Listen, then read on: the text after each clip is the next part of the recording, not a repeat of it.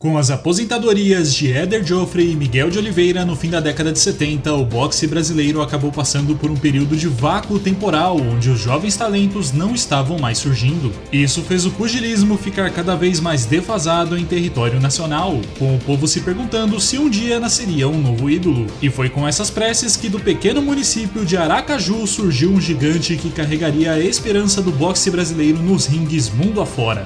E é justamente sobre a grande carreira de Adilson Maguila Rodrigues que falarei hoje. Eu sou o Vini e este é o Coisa de Atleta. E pessoal, antes de mais nada, não se esqueçam de que assinando o programa de membros vocês ajudam o canal a crescer e terão acesso aos novos documentários com uma semana de antecedência. E sem mais delongas, deixe seu like, inscreva-se no canal, ative o sininho e bora! A história de José Adilson Rodrigues dos Santos começou no dia 12 de junho de 1958 em Aracaju, no Sergipe. Após acumular dinheiro como faxineiro, aos 12 anos de idade o garoto decidiu se mudar para São Paulo em busca de conseguir melhores oportunidades de trabalho, tornando-se ajudante de pedreiro. Mesmo antes de se mudar para São Paulo, Adilson já tinha um gosto pelo boxe, pois sempre ouvia histórias sobre o galo de ouro Éder Joffrey. Por conta disso, ele tentou entrar em várias academias para aprender sobre a nobre arte, mas infelizmente não era capaz de arcar com os custos. Nesse meio tempo, conseguiu um emprego como segurança de boate, onde ganhou o apelido de Godzilla. E finalmente, pouco depois de completar 22 anos, o jovem decidiu tentar seguir seu sonho uma última vez, indo para a academia de Ralph Zumbano.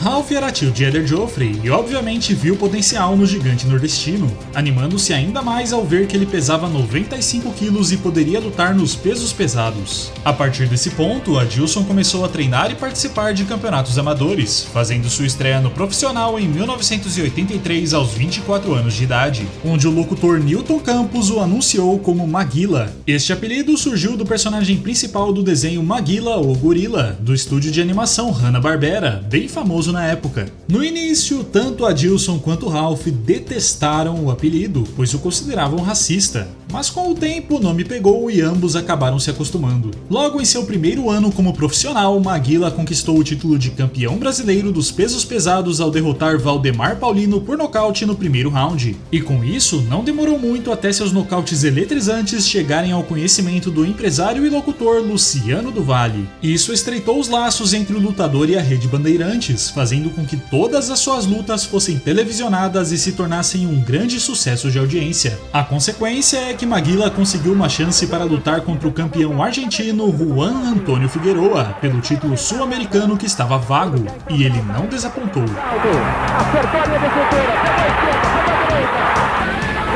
Pode acabar o combate no primeiro assalto. Calma, Adilson. Ele já colocou a esquerda, pegou embaixo. Vitória sensacional de Adilson Rodrigues, o nosso Maguila. Um nocaute arrasador logo no primeiro round fez de Adilson Maguila Rodrigues o campeão sul-americano dos pesos pesados aos 26 anos de idade, e ele não pararia por aí. O campeão lutava várias vezes por ano, pois além de ser algo importante para subir nos rankings, era um sucesso de audiência que a mídia jamais iria desperdiçar. Em suas primeiras 20 lutas como boxeador profissional, Maguila tinha um cartel impressionante de 18 vitórias e apenas 2 derrotas, algo muito grande para um peso pesado, visto que essa categoria nunca foi nosso forte. Nesse meio tempo, Adilson passou para a tutela do ex-campeão mundial dos médio-ligeiros Miguel de Oliveira, deixando Ralph Zumbano para trás por conta das derrotas sofridas em 85 contra Walter Daniel Falcone e André Van der Ortelar. O ano de 1986 foi muito especial para o brasileiro, que começou com sua primeira defesa do título sul-americano em uma revanche contra o campeão argentino Walter Daniel Falcone. Diferentemente do ano anterior, o brasileiro estava muito mais rápido, mais forte e mais esperto, não dando brechas para o argentino impor seu jogo. Espetacular! Calma, vamos ver, caiu de novo, termina o combate, vitória fantástica de Maguila! Este foi o 18º nocaute da carreira de Adilson Maguila, um belo cruzado de direita que sacramentou sua primeira defesa do cinturão sul-americano. E esta não foi a única vingança do brasileiro naquele ano, que desafiou e venceu o holandês campeão da Benelux, André Van der Ortelar, por nocaute em sua luta seguinte. Após uma vitória por decisão unânime contra Melvin Epps, o campeão sul-americano recebeu o direito de disputar o título da WBC Continental Américas, que foi vago pelo ex-campeão mundial da WBC Leon Spinks. Spinks. O negócio é que o oponente de Maguila era Rocky Sikorsky, que nocauteou Spinks em agosto daquele ano, então já estava na cara que não seria uma luta fácil. Isso obviamente não intimidou o brasileiro, muito pelo contrário, porque agora ele havia decidido que iria fazer de tudo para fechar aquele ano tão especial da melhor forma possível. Olha a esquerda do Maguila num cruzado violento. A direita, a esquerda, joga a cabeça de Sikorsky para trás. É o gigante norte-americano tentando encontrar o caminho para o seu golpe de direita. Maguila tem que manter a distância, meia distância, assim, bater, colocar os seus golpes e sair. Mas o boxe internacional, logo após o nosso show do esporte. Ei, Maguila, na esquerda, explodindo no rosto do Sikorsky. Maguila tenta levar Sikorsky, que sentiu. Cuidado com o contra-golpe, Maguila. Vamos observar. Maguila parece dar a volta à esquerda, explodiu no fígado do americano. Ele aguenta o castigo, Maguila coloca dois cruzados, um de direita, outro de esquerda. 3-11, termina o combate. Grande exibição de Maguila para nós, ele ganhou por ponto. Adilson Rodrigues, com uma performance avassaladora, se tornou campeão da WBC Continental Américas aos 28 anos de idade e cravou seu lugar no mapa mundial do boxe profissional. O título, no entanto, não ficou com o brasileiro por muito tempo, que preferiu deixá-lo vago para perseguir objetivos maiores. E com isso, surgiu o confronto contra o ex-campeão mundial da WBA, James Quebra-Ossos Smith. O americano havia acabado de perder seu cinturão para nada mais nada menos que Mike Tyson por decisão dos juízes, precisando vencer Maguila para ter uma chance de voltar a disputar o título. A equipe de Adilson sabia que esta era uma luta ao nível de campeonato mundial, preparando o pugilista com tudo o que podiam para que desempenhasse melhor do que nunca. E foi na noite de 9 de agosto de 1987 que James Quebra-Ossos descobriu que a montanha que havia escolhido para escalar era bem mais íngreme do que esperava. Bom pêndulo, termina. Solta a direita contra o centro. Largou a direita, esquerda, fazendo ele correr atrás. Boa direita! Vamos ver. Pela esquerda, pela direita. Colocou em cima a direita do James Smith. Outra direita. Sentiu o golpe. Boa esquerda. Boa direita. Boa! Dois bons golpes. Tentou jogar o lado. Termina o combate no Ibirapuera.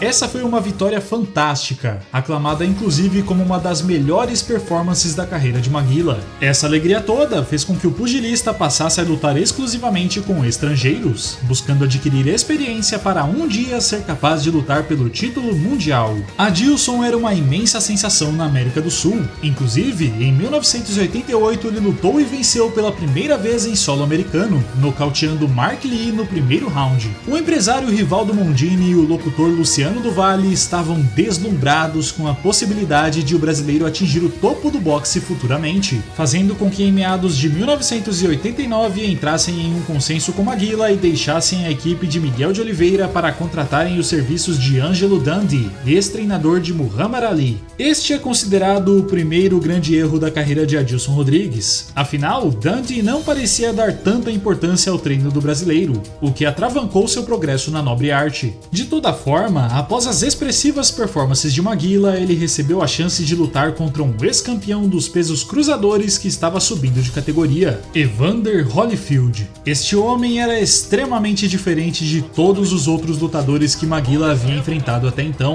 Embora altura e peso fossem parecidos, Holyfield era uma montanha de músculos e possuía vasta experiência no mais alto nível do boxe mundial. Além disso, enquanto o brasileiro lutava cerca de 5 a 6 vezes por ano, o ex-campeão mundial combatia no máximo 3, tendo bem mais tempo de treino e descanso. O primeiro round foi relativamente equilibrado, mas de acordo com amigos e familiares que estavam próximos ao corner de Adilson, o treinador Angelo Dundee teria dito a ele para mudar a estratégia no segundo round e tentar o nocaute, algo que ocasionou um completo desastre. Agora o Walker, perigosíssimo, e uma direita violenta. Foi um nocaute tenebroso de se ver, e de acordo com Irani Pinheiro, esposa do brasileiro, ele passou alguns dias confuso no hotel, achando que ainda não havia lutado contra Holyfield. O ideal seria que Maguila evitasse os ringues por um tempo para se recuperar, mas ele era considerado como um produto extremamente rentável para os envolvidos com sua carreira. Então, pouco tempo depois, acabou se vendo cara a cara com o gigante George Foreman. Este foi um erro simplesmente grotesco da administração da carreira do brasileiro, que acabou pagando o preço ao ser nocauteado novamente no segundo round. O evento em questão foi um baque de proporções inimagináveis para os torcedores brasileiros, que tiveram um choque de realidade ao verem seu ídolo ser destruído no mais alto patamar do boxe mundial. Além disso, Angelo Dundee rapidamente pulou do barco e inclusive recomendou que o brasileiro optasse pela aposentadoria. De toda forma, Maguila não queria parar, então era dever de seu empresário conseguir outro treinador para ele. Uma missão difícil, pois todos que Rivaldo Mondini consultava diziam sentir algo de errado com o lutador e recusavam-se a treiná-lo. No fim, quem aceitou o trabalho foi Servílio de Oliveira, conhecido por ser o primeiro boxeador brasileiro a conquistar uma medalha olímpica, ficando com o bronze nos Jogos de 1968.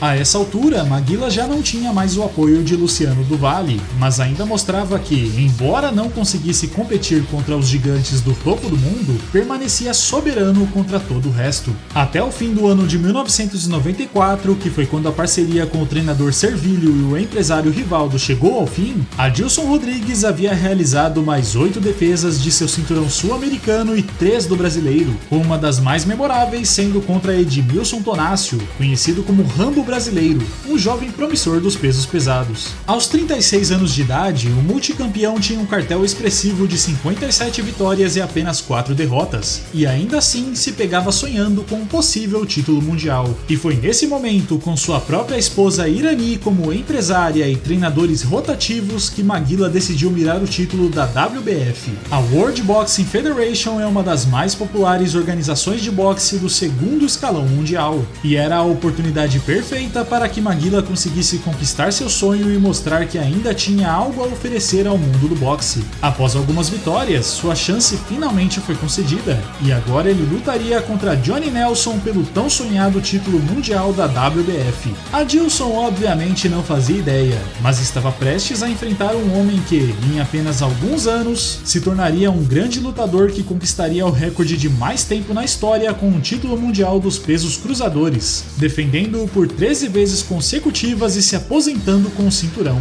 Contudo, naquela noite, o campeão da WBF adotou uma postura considerada como medrosa pelos fãs do esporte, disparando pouquíssimos socos, fazendo graça e evitando a todo custo engajar em combate com Maguila, algo que lhe custou muito caro. Forte, lutador que gosta do boxe, pode ir salvando. Conclui quem?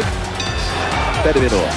Adilson Maguila Rodrigues! E é uma decisão justa, tomada pelos senhores jurados. O dia 22 de agosto de 1995 marcou a consagração de Maguila no topo da WBF, bem como uma das piores performances da carreira de Nelson, que foi duramente criticado mundo afora. Adilson Rodrigues estava em êxtase, como se estivesse novamente no auge de sua forma física. O campeão defendeu seu título na revanche contra Johnny Nelson no fim daquele mesmo ano, tornando-se o único a derrotar o futuro campeão mundial 2 vezes na carreira. Não só isso, mas após defender seu título por mais 2 vezes, também se sagrou campeão da IBF Latin American em 96 ao nocautear o mexicano Salvador Maciel no 3º round. E as coisas não pararam por aí, pois Maguila conquistou o título da WBA Fedelatin no mesmo ano com um nocaute sobre o argentino Ricardo Alfredo Ibarra, além de também defender este mesmo cinturão contra o também argentino Pedro Laneza. Parecia que os tempos gloriosos de quando buscava disputar contra o mais alto calibre do boxe profissional haviam retornado, mas infelizmente a realidade acabou batendo na porta do campeão. Em meados de 97, Adilson não estava se sentindo muito bem. Às vezes andava meio esquecido, se atrapalhava nos movimentos durante o treino e tinha algumas alterações bruscas de humor. Seguindo os conselhos de Irani, Maguila acabou deixando seu cinturão da WBF e da IBF Latin American vagos, mas teimava em querer continuar lutando. Portanto, manteve seu cinturão da WBA Fedelatin. No entanto, este reinado acabou não durando muito, pois o boxeador acabou levando a pior contra o argentino Pedro Daniel Franco em 1998, perdendo seu último título restante. O fim da carreira de Maguila foi extremamente melancólico, pois ele insistia em lutar mesmo sem ter mais condições para isso, fazendo com que enfrentasse alguns lutadores desconhecidos e acabasse se aposentando no dia 29 de fevereiro de 2000 após ser nocauteado por Daniel Frank em uma casa noturna de São Paulo. A aposentadoria foi difícil para Maguila, mas se julgou necessária, visto que sua situação continuava piorando e sem diagnóstico. Para se ter uma noção, em um de seus comerciais realizados nos anos 2000 juntamente com Acelino Popó Freitas, o ex-campeão mundial dos pesos superpenas e leves revelou que Adilson demorou horas para acertar sua única fala. Quando eu ligo pro meu amigo aqui, disco sempre o 23. Assim não tem aquela complicação de decorar um monte de número. Para descomplicar, disco 23. Em 2010, o ex-pugilista chegou até mesmo a tentar uma carreira política quando se candidatou a deputado, mas acabou não dando certo. E em 2013 foi oficialmente diagnosticado com o ETC. A encefalopatia traumática crônica é uma doença neurodegenerativa incurável causada por repetidas lesões na cabeça, e infelizmente é relativamente comum em boxeadores, sendo também conhecida como demência do pugilista. Por conta dos fortes sintomas causados por essa grave doença, Maguila acabou sendo internado em uma casa de repouso no ano de 2017 para que recebesse os devidos cuidados. E foi assim que, após muita luta, José Adilson Rodrigues dos Santos acabou falecendo no dia 24 de outubro de 2024 aos 66 anos de idade. A carreira de Adilson Rodrigues certamente não foi de todo fantástica, mas com sua garra e sede de luta, conquistou o povo brasileiro e deu um respiro para uma modalidade que estava cada vez mais defasada em solo nacional, mostrando-se como um dos maiores responsáveis pela evolução da nobre arte no país e sacramentando seu lugar como o maior pugilista peso pesado do Brasil.